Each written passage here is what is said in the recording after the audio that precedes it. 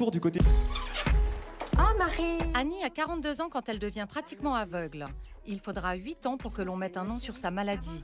Mais ce diagnostic est loin d'être un soulagement. Elle était mignonne, c'est moins de colère. Et je l'ai appris, malheureusement, en présence de ma fille. Le résultat était dit en présence de Marie.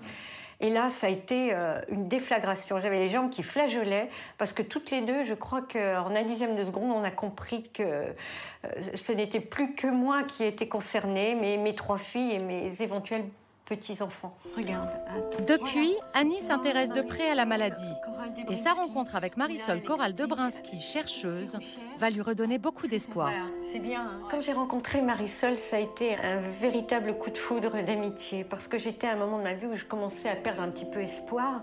Et en l'espace de quelques minutes, mon espoir, ma petite flamme est devenue un véritable brasier. Je me suis accrochée à elle. Et je veux dire, je savais tout de suite qu'avec elle, il y a quelque chose qui allait se passer et qu'on allait faire un chemin ensemble. Des essais cliniques pilotés par Marisol Coral Dobrynski sont désormais prévus pour 2013. Annie s'est évidemment proposée pour y participer. Ces essais, pour moi, sont vraiment extrêmement importants. C'est l'aboutissement de 20 ans de combat.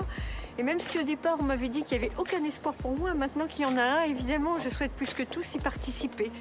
Et aujourd'hui, Annie a rendez-vous avec le professeur Sahel pour savoir si son profil correspond aux critères recherchés.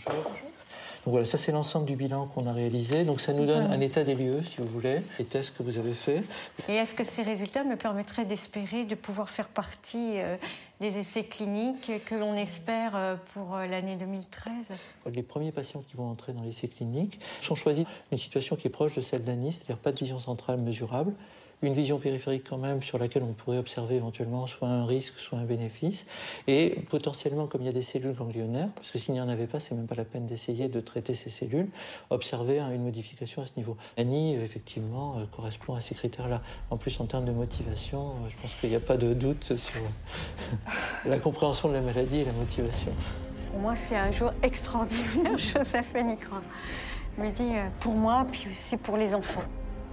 Cette bonne nouvelle, Annie tient particulièrement à l'annoncer à celle qui est devenue au fil des années son amie, Marisol Coral Dobrynski. Marisol, comment ça va? Ça fait plaisir.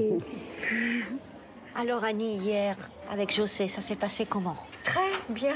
Voilà, le professeur nous a vraiment très gentiment reçus et il m'a laissé vraiment un très bon espoir. C'est vraiment quelque chose d'extrêmement réconfortant. J'étais KO après. Voilà. Cette rencontre a véritablement donné un sens aux recherches de Marisol Coral Dobrynski. Elle est venue nous parler pendant des heures et des heures comment la maladie s'était déclenchée. Parler des heures et des heures comment elle était frustrée quand elle allait au sol dès qu'elle ne pouvait pas choisir la couleur de ses collants.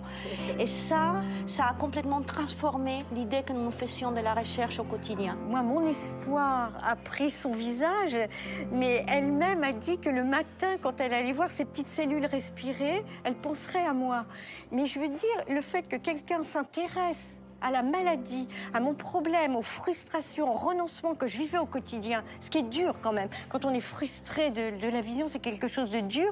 Et je savais, je l'imaginais le matin, aller voir ces petites éprouvettes et ces cellules respirer. Je me dis, de temps en temps, elles pensent à moi. C'est énorme.